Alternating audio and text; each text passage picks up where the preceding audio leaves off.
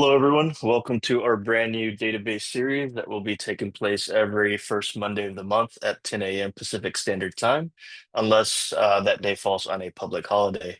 So, our session today is an Oracle Database 23 AI overview, the solutions and services that are available today, what's planned next, some advantages customers have, and how easy it is to get started. Now, I would like to take the moment to introduce Eugenio and William as our main presenters today, like always. And now I'll go ahead and hand it over to you, Eugenio, to start today's session. Great. Well, thank you very much. Appreciate that. My name is Eugenio Galliano. I'm a Senior Principal Database Product Manager. And William, are you there? Introduce yourself.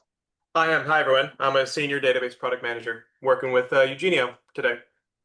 Okay, what are we going to cover today? Oracle Database Strategy in general. What is our converged architecture? Oracle Database for AI. We've been spending a lot of human capital in development in adding AI functions to our database. If you're a developer, what's some of the things that you can expect with 23 AI that may make your development experience easier or broader? Oracle Database Systems. You know what we package our systems and everything else that comes along with it. We're not just a database company, but a complete solution footprint. Oracle multi-cloud strategy. We've placed a lot of effort and strategy into running our databases on all cloud platforms. So we'll talk a little bit about that. And then William is going to show us a great demo. It's an AI, focused on the AI capabilities of the database and how easy it is to, to develop a Gen AI application. Because a lot of our customers are asking, hey, we need to get into this whole AI thing. What can the database do, and what's involved in getting started? Okay. So very briefly, what is once upon a time, and I have another slide and a couple of slides, and when I say once upon a time, I mean it, and you'll see why in a minute. Database consisted basically of two types of workloads, right? It was either a transaction system, like banking information, reservations for airline tickets, things that are single transactions, very fast, right? OTP applications, and then you had, a different side of the house that needed to do reporting on that information, and that's the traditional analytics and data warehousing and so on that has existed. So those two have existed, almost since the databases were created, right? The problem is that this whole paradigm has substantially shifted. So while we do have a lot of customers that still do OTP or analytics, most of them are migrating or have migrated to a more broad use of their data and their databases. So there's been a substantial shift in the technology. And so we have all these new things to do with data. There's new data types. It's not just tables. It's not just, text. So even though we come from a relational background, there's a lot of use cases that now involve document databases, data formatted in JSON. A lot of use cases for spatial, right? How do I get there? Where's stuff located? What are the closest points to my distribution center? So spatial data type, and again, more traditional texts and graphs and so on. But with those new data types, there's new types of analytics. So we talked about what data warehouse was. Many years ago now, the whole concept of data lake came into the world, and we started talking about data lakes. And if you remember some of the original data lake applications, it was put it all effectively in some big storage called a data lake, and then we'll figure out how to go look at that data with Hive or some other tools at the time. That's evolved quite a bit, but it's growing, right? Not every customer wants to put data in a database. They want to have data in other locations as well. That's done everywhere. Then we have Graph. So Graph has been around for a while, but it's really taken a leap in terms of usability, ease of usability, and use cases. And let me just say if you absolutely don't know what I'm talking about when I mean Graph, Facebook is a great example, or LinkedIn is a great example. You're connected to this person that's connected to that person, and 3 hops away, there's somebody else somewhere else that you may want to be connected to. That's a fantastic use of Graph. Well, in the database world and in the data world, there's quite a few use cases around that. For example, in a supply chain, hey, I have a car that's made up of 100 parts, or well, probably millions of parts, I should say. And those millions of parts, there's 100 manufacturers that can make them. Some manufacturers make multiple parts. Other manufacturers just make one part. If somebody can't get me a part, how do I connect to somebody else that can get me that part? That's a use case for graph. Quite a few of those. And then streaming data. Of course, we've been talking about streaming data for a while. Data is being generated in real time. We need to process that. And all of that comes with new workloads. Internet of Things was a big thing a few years ago. We're capturing data in Internet of Things. Everybody has a smart device. What do we do with that data? Several years ago, blockchain was also a very new and up and coming technology. How do we manage data to make sure that the data is not being changed or otherwise tampered with? And of course, we know cryptocurrency is based on this. So there's quite a few use cases on blockchain. Geo-distributed. Customers want to put data in different locations because they have different reasons to need to put data in different locations. And then, of course, that all boils up to AI. This day and age, everything is an AI workload, and we'll talk about that in a minute. So what happens? Each of these, as these new data types of analytics and workloads evolve, new specialized databases come along. And there's nothing new here, right? So this is the current databases that exist. If you go back 30 years, 20 years, you will see different types of data, different types of workloads. There were different databases that no longer exist, right? Ingress, Sybase, XMLDB, all that stuff. So that's the past. This is the current set of databases that exist, right? Obviously, we're certainly still around. MongoDB is a document database. PostGIS does it does spatial data, and then Elasticsearch does some types of graph data. So for types of analytics, Snowflake is a well-known solution for new types of analytics and data analysis. We have Neo4j, they do graph as well. And then for, and the types of workflows, AI workflows, Pinecone is probably the original or the best known original database, vector database. So they're Yugabyte if you want to do distributed database, MySQL for entry-level databases and so on.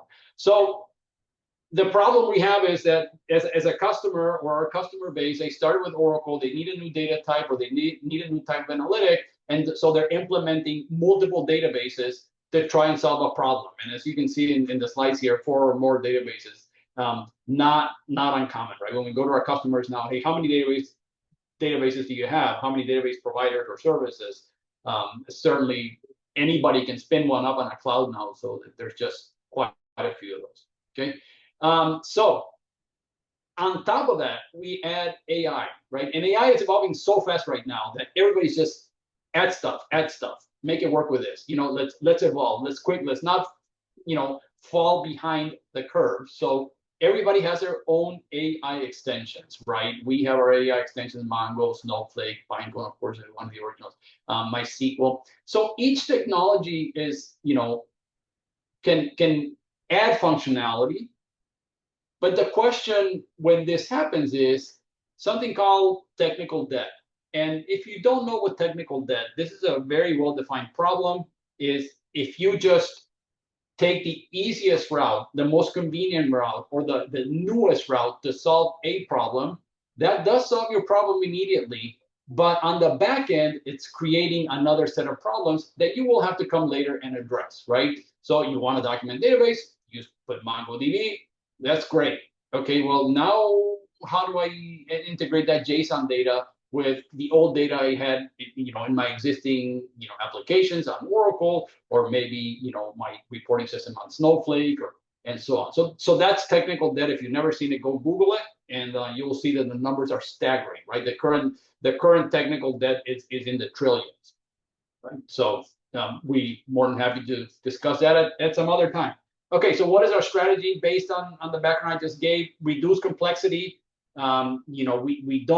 We don't want to see customers having to make sacrifices, right? You should never have to make a sacrifice on your data or on the value you can get of your data because you have to use a different technology or incorporate something different to solve a problem you can do with the Oracle database. Okay, so that means that potentially you can, time to market, you can increase your time to market, you can improve your synergies, right? If I have a new application that has its own data set, how can I, combine that with what I already have to be able to make better decisions. And then common AI infrastructure. To integrate AI, how do I make sure that I bring AI and it's part of what I already have? I don't really have to learn much new to be able to immediately incorporate AI into my data.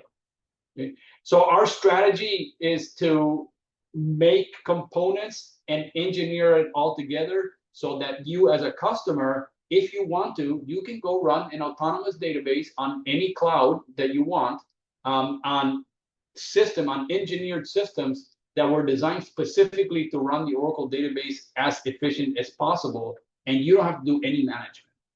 Right. On the other hand, you want to run on, you have a contract with Google and you have a contract with AWS, and that's where you want to implement. That's not a problem. You can run, autonomous database on multiple clouds, right, including our own cloud and as well as on-prem. You're starting to do AI vector database. That's just another SQL type in the Oracle database. Okay? So that's what we mean when we engineer together. We don't have a group that's just, oh, let me just figure out how to do vectors. And a group that just says, hey, I just want to see how fast I can make the CPUs run on Exadata. No, that's not correct. The AI vector database developers are talking to the Exadata folks to see how can you offload AI vector searches to make it more efficient on my Exadata platform. And that goes along. Globally distributed database. Okay, I need to distribute my data all over the world. How do I make that most efficient and make sure that all the other database functions also work with us? Okay. That's very important. So I mentioned at the beginning, I said, hey, us old timers and so on, I'm going to refer to a slide. Here's a slide. If you are not aware, Oracle started in 1977. Okay, so we're getting to 40, we're getting to be a little old here. But if you look at what we've done, our strategy has always been the same. Keep adding functionality to the database that addresses the current business needs of the customers and those that are coming up that we see that are going to influence, right? We don't have multiple Oracle databases. We don't have an OTP version of Data Warehouse, one that runs on AWS, one that runs on Azure. It's one and the same, right? The source code is the same. It's the same database. And as we add features and we go through releases, we always are sure that customers can upgrade to the latest release without having to discard what they've been doing, maybe since 1977, maybe not, but maybe since 2013 or 2003, right? Add the functionality, make sure we can bring our customers along to the latest and greatest technology. Okay, so back to what we support and how it works. So we can, let's start with workloads, right? So a lot of the workloads, I talked about ODP and reporting analytics. Again, graph is a big one. I don't know if we have any Neo4j customers here or some other customers that are using some other type of graphing. When we look at these workloads and how we support it, they're all inside of the Oracle engine. So the idea is store the data once. Traditionally, we store them as tables. If you want to store the data in JSON, and I'll talk about this in a little bit, you can store it natively in JSON, but then just use it in the type of workload you want to use it without having to move your data around or reformat the data, because that just causes you to have a copy of the data and then you have synchronizations and data quality issues. We don't want that to be your problem, right? Store once, use whichever way you want to. If your data is not in the Oracle database, it's sitting in some data lake, you can still connect to that data with functionality such as external tables and say, oh, that data is sitting outside somewhere. It's not in the database, but I still want you to look at that data and pretend, I'm going to say pretend or act as that data is sitting in the database and is subject to the security and any restrictions that we put around access and using data in the database. Okay. Microservices. If you're doing microservice development, the Oracle database can act as a microservices hub. You can publish and subscribe to microservices in the database. And speaking of microservices, you can run the Oracle database as a container if you want to. So if you want to containerize the Oracle database, you can do that. So we recently in 23AI added, here I want to mention ISO standard for graph queries. We've had graph query support for a long time in the database. But in 2023, there was a standard ISO that came out and said, if you're doing graph, this is the graph syntax you should use. And we adopted that. So we're now compliant with ISO and so on. So that was a big one for us. Okay, let's talk about data types. Traditionally, we are a relational database. If you remember the whole XML era, for a while, everybody was trying to figure out how to use XML or use XML. We support XML data types in the database. We've always had media types. We were always able to support text, spatial. We were able to support images, and blobs. So we have quite a few types of data that you can store in the database to be searched. We've had spatial data support, so we actually have a spatial data type, right? If you want to store coordinates, if you want to store addresses, if you want to store, one of my favorite ones is, since I do travel outside the U.S., WhatsApp, it's a very common application. And in not so much developed countries, roads don't have names. You go down the road and you say, hey, at the third mailbox, that's my house. Well, we support WhatsApp coordinates, right? Just send me my location through WhatsApp, and you're actually going to get, a latitude and longitude, and that becomes your address, right? So you don't need to have an address. You don't need to have a Google Maps, right? So we can do those kind of comparisons in here. And of course, the big one is JSON. That's very commonly used now. It was popularized obviously by MongoDB. Just in case you did not know, we've had JSON support in the database since 12c. So we've had it for quite a long time. We didn't do a good job of letting our customers know. But as of 23 AI and actually 19c, we have a native JSON data type in the database. So if you're storing JSON data natively, you can do very fast access and usage against JSON data in the database.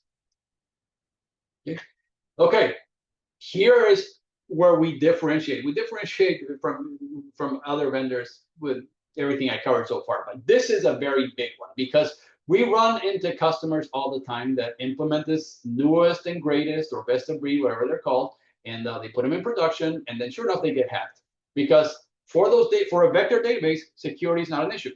For a JSON document database, security is not an issue, right? For a BigQuery database or a data lake, security is not an issue. It's always an afterthought, right? Their whole strategy is, let me get this main functionality that I'm trying to get around into my database, and then I'll come back and add security, or I'll come back and add high availability and disaster recovery. Or you incorrectly make the assumption that if you're running on so-and-so's cloud and they provide you a DR environment, that your database is safe. And again, we obviously see that that's not always the case. Data's corrupted, doesn't protect against corruption, right? Or somebody can delete your copy. We've seen several examples where operators delete data or whole databases by mistake, and they can't recover. So we build this into the database. It's part of our development process. It's part of our Q&A process, and we don't release new versions of the database unless we make sure that HADR, security, and then transactions and scale and parallelism, which have been in the database for since day one, are certainly in there and tested and operate correctly, right? So we recently added something called lock-free updates. So this is very good, for example, if you're using document databases. If you know anything about, if you use document databases, if you use, Mongo or some other ones, you know that locking is not quite the same on those databases as it is in transactional databases, right? So, without lock-free updates, you basically either lock everything when you're doing an update and you're basically slowing down anything that comes after it, or you're doing an update and you're risking the fact that you're overwriting somebody else. So with our lock-free update, we actually have a very cool technology that says, hey, we're going to let you update this thing, but we're also going to keep track of it to make sure it's not changing. Somebody else is not coming to change it while you're changing it. And if we do, then we're going to get back to you and tell you, hey, your update is invalidated. Somebody did change it. You need to go reread the information. So we're not putting a lock on the data. We're just watching to make sure that it's not locked, that somebody else is not changing it. So that really helps speed up transactions in the database. It lets you develop new applications without having to worry too much about how to manage the locking process. So it's very cool technology we've added in there. Okay, let's see. But the reality is, not everybody runs only Oracle. So we have a set of a product called Golden Gate. If you're not familiar, the idea of Golden Gate is to be able to move data between databases, between flat files, between data lakes, NoSQL systems, streams, if you're streaming data in through Kafka, and so on. So Golden Gate has been around for a very long time, very well proven out in the market. So if you need to move data around, the big one now, of course, is moving vector data around. If I create my vector embeddings in one database, can I move that to another database? Golden Gate supports and understands vector embedding, so it allows you to do that. So this is part of what we have in the database and well developed in there. So just a reminder, we have that product, and as a matter of fact, you can run Golden Gate and not have an Oracle database. It doesn't matter. This product is a product that we had acquired many years ago, so it's really independent of any particular database. It's for movement from any database to any database. Okay. All right. Let's talk about our AI strategy for data in general. So the big idea with AI and what we've done in 23AI is to extend the functionality of the types of data that you can query. And extend the functionality of the kinds of questions you can ask. So as we discussed, databases are great at querying business data. What does that mean? That, hey, if I'm just looking for one row, one column, give me every red shirt, sure enough, I'll get that answer very quickly. If I go and say, hey, here's a picture of a shirt, I want you to show me every shirt that may be related to this color or that is close to that color. Well, that's very hard for a database to do, right? It doesn't understand what close enough is. Yeah, you can do the like, you can use a like operator, but that's still very limited. And it doesn't understand things like colors and pictures and other things that are not specific text. So that's what we mean by they're not good at querying human-centric data. So AI vector search bridges that gap. It allows you to pose a question to your database, the data that you've had there forever, right? You don't have to create new data in the database. And it allows you to ask the question differently. It's like, give me everything that is similar, or what do you think is the best answer to this question based on the data you have? So it's a semantic search, right? It's show me everything that may be related, that I may think is related, that you may think is related. And that's the big difference between databases pre-vector functionality and databases that have vector functionality. So unfortunately, we don't have time to go into how vector works, but the basic idea of a vector is that you take the data that you already have in a database or data that you want to store in a database that you don't already have in there, and then you run it through this vectorization process, which means represent the data that I have in the database as a whole bunch of numbers. And then when somebody asks a question, vectorize the question that they asked. So the question will also be converted to numbers. And then you compare how closely related those numbers are. Okay. And there are models that do these conversions to numbers, right? We don't do that ourselves. We use large language models because we're not in the business of writing models. Other companies are much better at writing models than we are. So you can do, of course you're familiar, right, with Grok and Llama and so on. There's a whole bunch of companies that spend a lot of effort into writing models. What we allow you to do is to use those models. So again, functionality built into the database to allow you to leverage all the other stuff that's out there in the AI world to better use your data to answer different questions. So that's what it does. It's just another data type in the database. It's called the vector data type. And then there's some additional SQL syntax that you can use to do a select against the vector embedding. And then you can do it in conjunction with everything else. So back to my shirt example, right?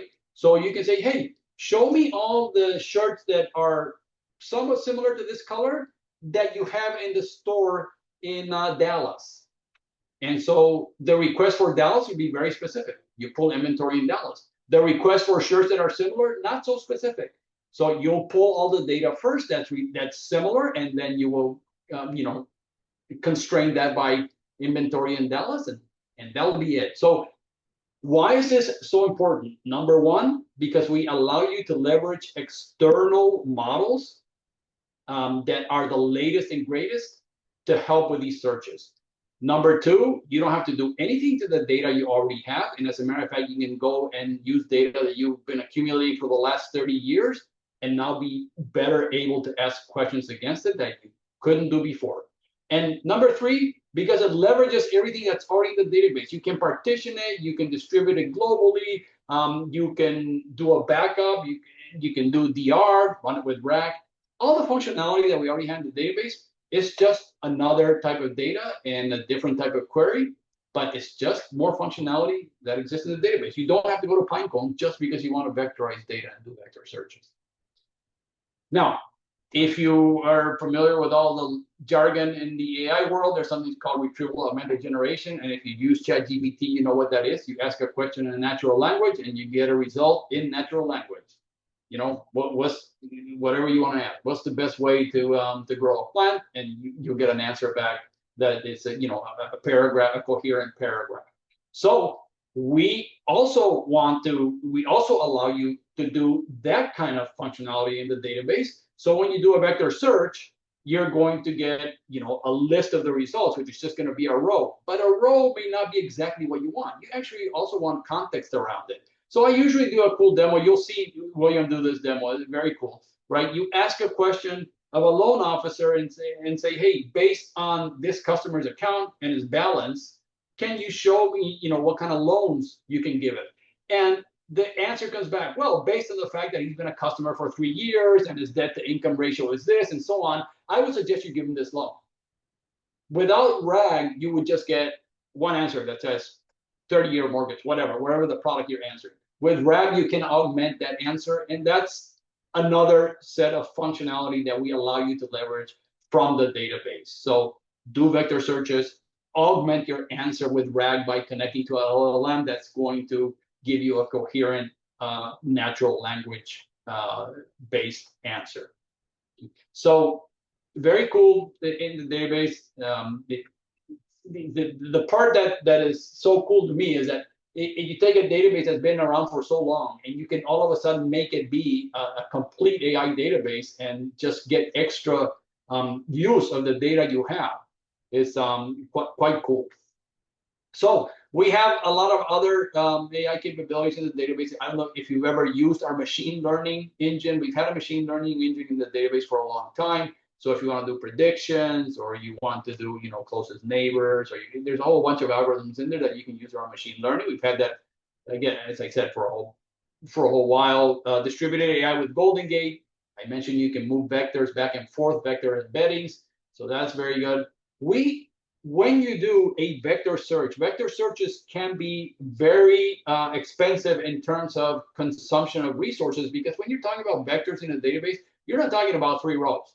You're talking about millions and millions of rows, right? And each vector can be 1,000, represented as 1,000 numbers. So vector calculations can be very expensive. So what do? With our Exadata platform, we allow you to offload that to the storage server and do the calculations there, just like we do offloads of other types of transactions in Exadata. So you can do it much quicker, and you're not tying up your main processing power just while you're doing these vector searches. We allow you to embed models in the database.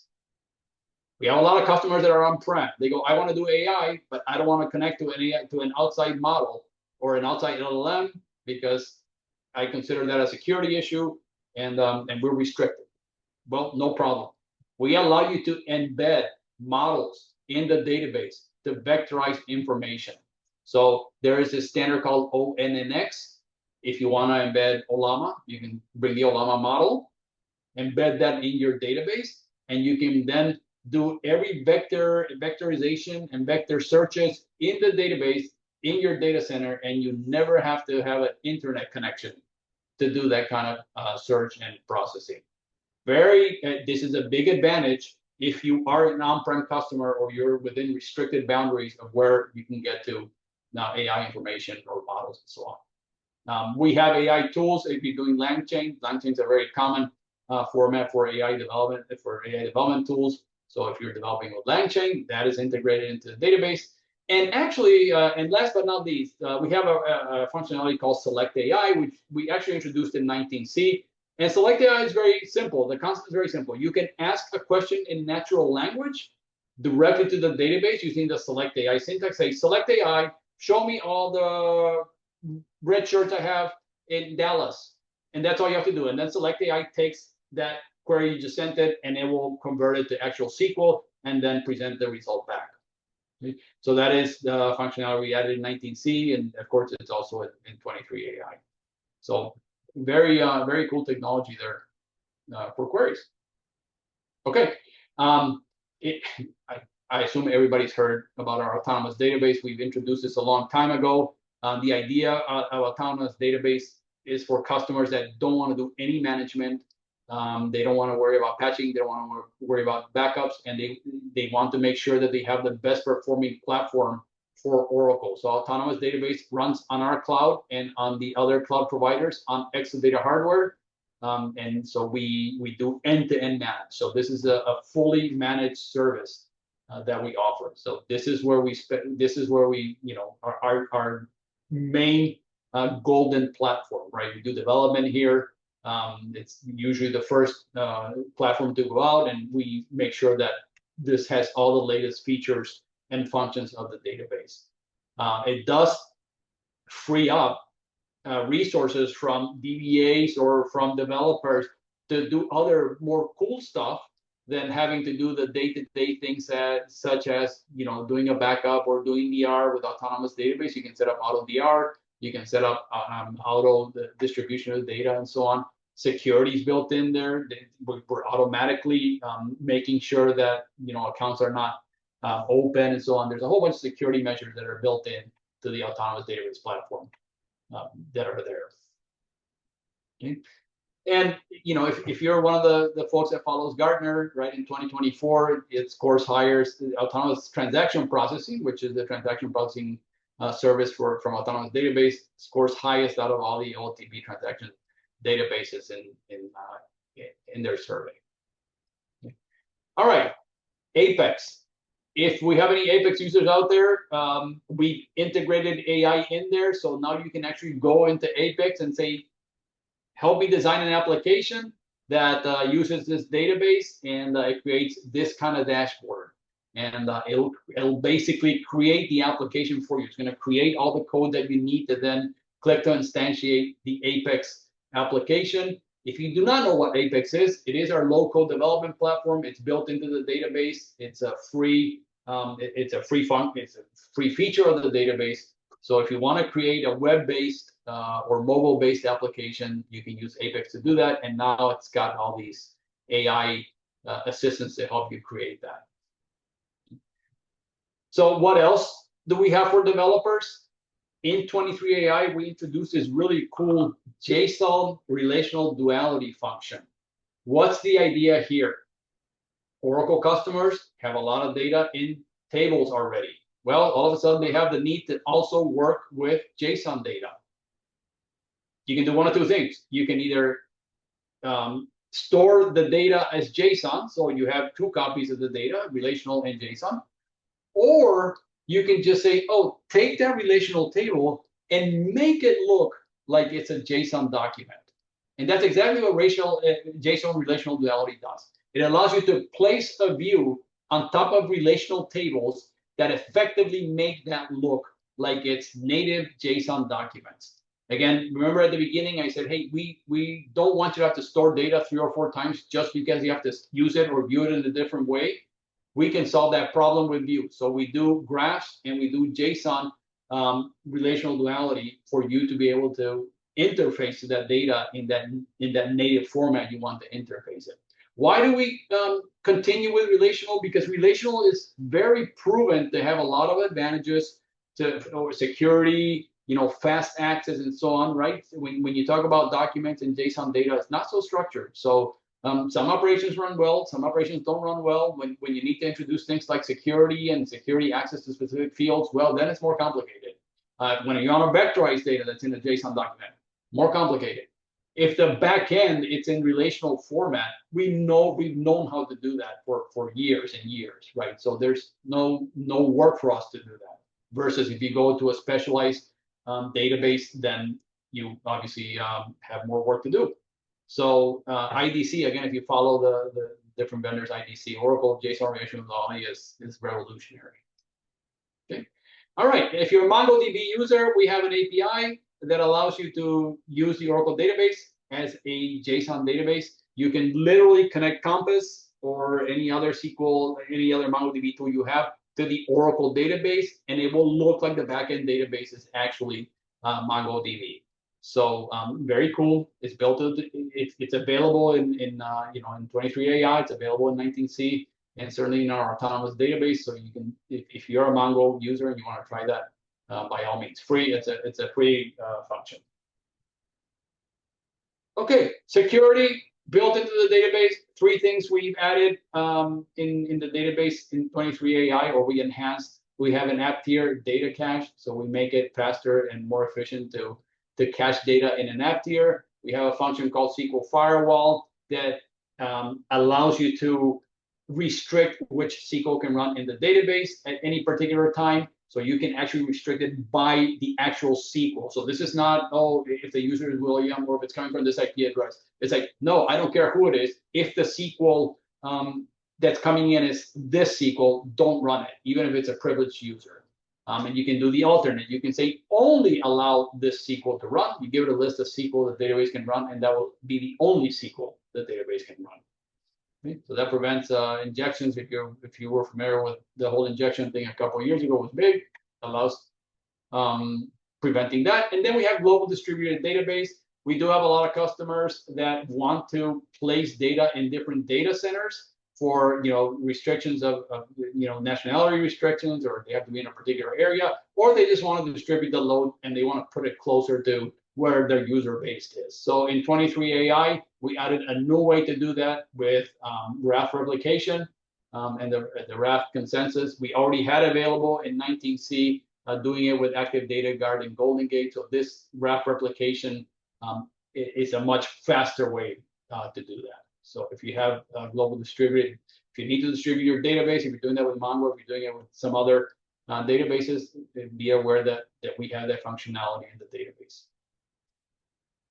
Exadata, I'm going to assume everybody's familiar with our Exadata. We continue to develop and enhance this product, right? It's built only to run the Oracle database. So if you are a company that's looking for the best and most efficient and fastest way to run Oracle, then you should, consider Exadata. And of course, all our cloud offerings, including, Google, Amazon, and AWS, and Azure, run on Exadata platform. So if you run our Oracle services there, they will be on this platform. But Exadata has been around for quite a long time, so we have a very extensive list of customers running Exadata. Okay, recovery appliance. What's the big deal with recovery appliance? Other than the fact that obviously it's very efficient at recovering and restoring your database very quickly, it has a very important use against ransomware. And with so many ransomware cases coming out, companies are finding out, oh, geez, our recovery process was not quite what we thought it was. So with a recovery appliance, right, if somebody comes and takes on your database, puts some bugs and so on, that is basically it does not affect the recovery appliance. The recovery appliance basically just lives there with a copy of your database, a real-time copy of your database that can immediately be accessed and or restored to your production system. And it's a very good way to guarantee that you can recover from some of these attacks that take down or destroy databases. So extreme protection from that, very fast recovery. And this is also offered as a cloud service. So it's not just an appliance that you can buy and store, implement in your data center. It's also a service that you can subscribe to in the cloud. Okay. All right. So I want to get to the demo because I know William wants to show some cool stuff. Just a reminder, we only have one database. It runs on any deployment platform that you choose to do so, obviously on-premise. A cloud customer, if you want to run a cloud service, but you want to do it at your own data center, that's cloud customer, and then in the public cloud. So our database is supported on, obviously, on our own cloud, as well as Amazon, Microsoft, and Google clouds. And all right, key takeaways. So reduce complexity. We keep adding functionality in the database. Rest assured, we're going to continue to add functionality in the database to address needs in the market as they come. And we're committed. Obviously, we are committed. This is our main product, and we have a lot of engineers and people working on it. And we are addressing our customers' needs with it. So, all right. Well, with that, William, I think I'm going to pass. Oh, by the way, obviously, if you want to try it, there is a free version actually of 23i, and I think we have links that we're going to get to at the end. So let me just move on to that. So, William, with that, I'm going to pass it to you. Awesome. Thanks, Eugenio. So I'm going to be taking us through a short little demo that kind of touches on the technologies that Eugenio has introduced to us on 23AI. Primarily, we're going to be talking about vector search and RAG, a little bit on operational property graphs, and a little bit on the JSON Duality views. We're going to be running this demo with Live Labs. If you aren't familiar, Live Labs is our hands-on platform for all kinds of Oracle technology. And like I said, we're just going to be running the demo, which in this workshop is just Lab 1. But the good news is if you want to get hands-on with this technology and actually look into the code and maybe edit it some and play around, get your hands dirty, you're very welcome to do that at any point. You can do it today, tomorrow, next week, next year. All you really need to do is go to Live Labs. Our link is livelab.oracle.com. And in our case, we're going to run this finance app. All you have to do is type in finance, and here we've got our workshop here. And the cool part about Live Labs is we actually have a sandbox option. What this means is it takes all of the work of setting up this environment away. You don't have to do anything. In our case, in this workshop, this sandbox, what it does is it generates the network for us. It generates the compute instance, sets up the compute instance with an app run on it. It sets up the autonomous database, preloads the database, connects it with Gen AI, and all sorts of things so that you don't have to worry about setting all this up and managing the backend. It does it for you. It gives you a temporary environment to go play around in and learn the technology. So again, if you are interested in learning more about this or any other kind of technology, we've got Golden Gate, we've got JSON Duality views and autonomous recovery service and all sorts of Oracle technologies in Live Labs. So if you want this lab or any other, visit Live Labs, search on it, and get hands-on with some technologies. But with that said, I'm going to start us in this workshop. Eugenio mentioned it earlier. We're going to pretend like we are a loan approval agent. So, oh goodness, let me refresh this so I can log back in. And here I can view login info. And here I've got a demo that I could just click into. And now I have gotten into my app. We're pretending that we are a loan approval officer for Seer Equities. I'm just going to log in with a username like William. And here we see my dashboard. We've got several loan requests that we have to review. And the first one we're going to start with is Mr. James Smith. I can click into his customer ID and see a little bit about this customer and his request for us. I see where he lives. I've got some income information, pretty good credit score, right? How much he's exactly requesting. Looks like 200,000 in this case, and some education level, total debt information, all sorts of stuff. We're going to use James Smith as our kind of demo on vector search. And the first thing you'll see is it's actually taken this information for James Smith, his loan amount, his total debt, and his income and everything, and automatically generated a profile analysis. So this is just using some Gen AI to send it this customer information and determine, okay, hey, it's pretty low risk, right? Here are some loan recommendations and the explanations for them. Okay. And actually, what I can do is query again. I can use this little box down here, our AI Loan Guru, and ask a question of it. Now, this isn't anything new, right? We're all familiar with chat models like ChatGPT and Meta, Llamas, and Grok, and all sorts of information.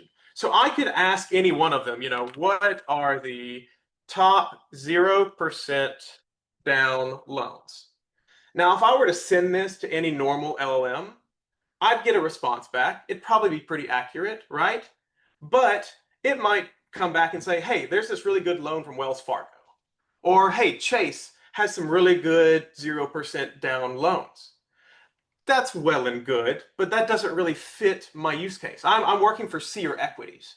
I need my business data combined with this customer's data and determine something that works for our use case, not just general public information. That's where the vector search and RAG, which is retrieval augmented generation, that's where the power of that comes in.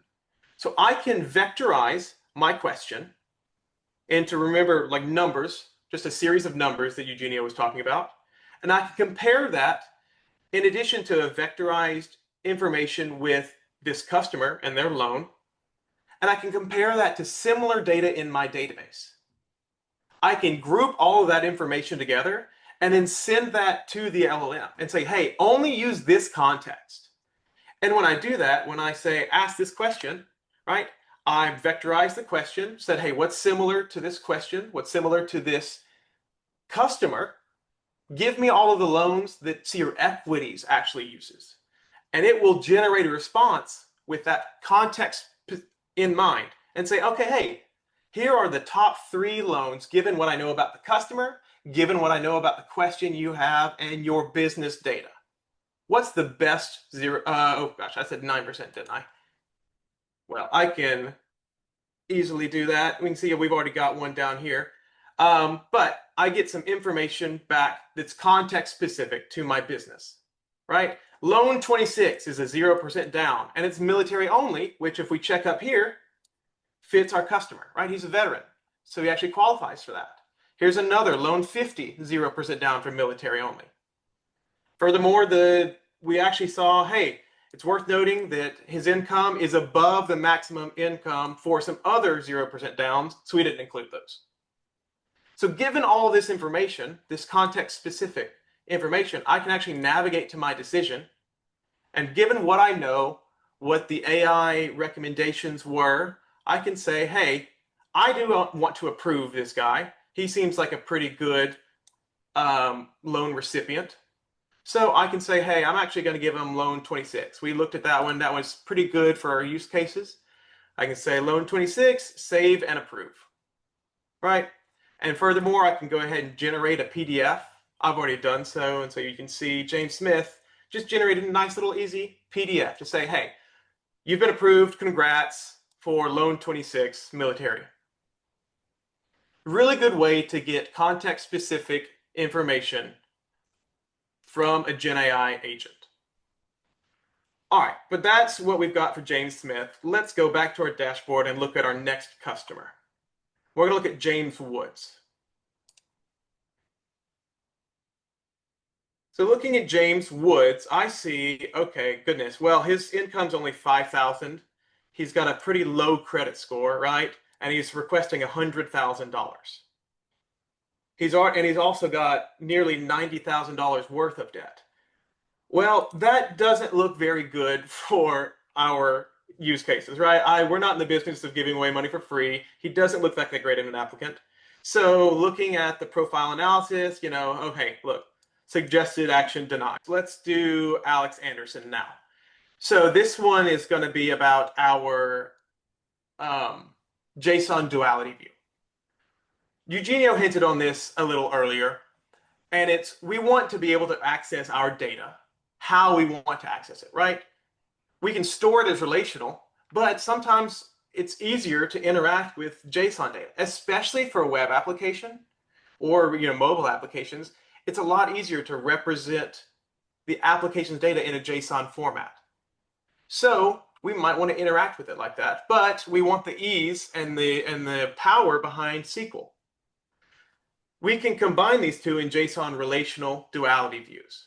So we can interact with our data as a JSON, but it'll still translate those data operations as SQL, as relational tables and rows.